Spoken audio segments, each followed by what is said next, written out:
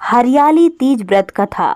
माता पार्वती ने किया था कठोर तप। भगवान शिव जी माता पार्वती को उन्हें पूर्व जन्म का स्मरण कराते हुए कहते हैं, हे पार्वती, तुमने मुझे पति के रूप में पाने के लिए हिमालय पर अन्न जल त्याग कर सर्दी, गर्मी और बरसात जैसी सभी ऋतुओं का कष्ट सहकर बहुत कठिन तप किया था। तुम्हें इस तरह से देखकर तुम्हारे पिताजी पर्वतराज बहुत दुखी हुए थे। एक दिन नारद मुनि तुम्हारे घर पधारे और उन्होंने तुम्हारे पिता से कहा कि मैं विष्णु जी के भेजने पर आया हूँ। विष्णु जी आपकी कन्या की तपस्या से प्रसन्न हुए हैं और उनके साथ विवाह करना चाहते हैं। नारद मुनि की बात सुनकर पर्वतराज अत्यंत प्रसन्न हुए और उन्होंने नारद जी से कहा कि वे इस प्रस्ताव को स्वीकार करते हैं और अपनी पुत्री पार्वती का विवाह भगवान विष्णु के साथ कराने के लिए तैयार हो गए। ये सुनते ही नारद मुनि भगवान विष्णु के पास पहुंचे और उन्हें सूचित किया। भगवान शिव पार्वती से कहते हैं, लेकिन तुम्हारे पिता ने जब ये खबर तुम्हें सुनाई तो तुम्हें अत्यंत दुख हुआ, क्योंकि तुम मन से ही मुझे पति रूप में स्वीकार कर चुकी थी। तब तुमने अपने मन की पीड़ा अपनी एक सखी से बताई।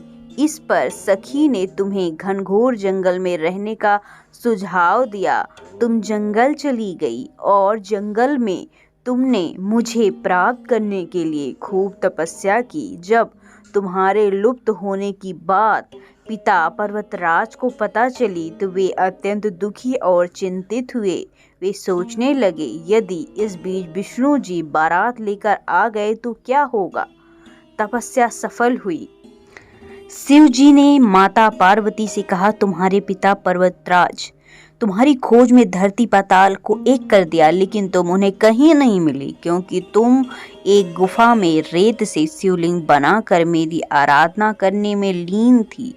तुम्हारी तपस्या से मैं प्रसन्न हुआ और तुम्हारी मनोकामना पूरी करने का तुम्हें वचन दिया। इस बीच तुम्हारे पिता भी ढूंढते हुए गुफा तक पहुंचे। तुमने अपने पिता को सारी बातें बताई। तुमने पिता से कहा कि तुमने अपना जीवन शिव को पति रूप में प्राप्त करने के लिए तप में बिताया है और आज वो तपस्या सफल हो गई है और मैं आपके साथ तभी चलूंगी जब आप मेरा विवाह शिव जी से कराएंगे। शिव ने कहा, पार्वती, तुम्हारी बात सुनकर तुम्हारे पिताजी पर्वतराज मान गए। उन्होंने विधि विधान से हमारा विवाह कराया।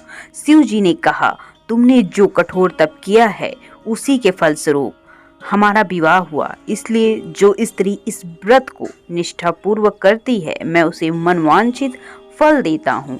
इस व्रत को करने वाली हर स्त्री को तुम जैसे अचल सुहाग की प्राप्ति हो। कथा संपन्न हुई। बोलिए हर हर महादेव।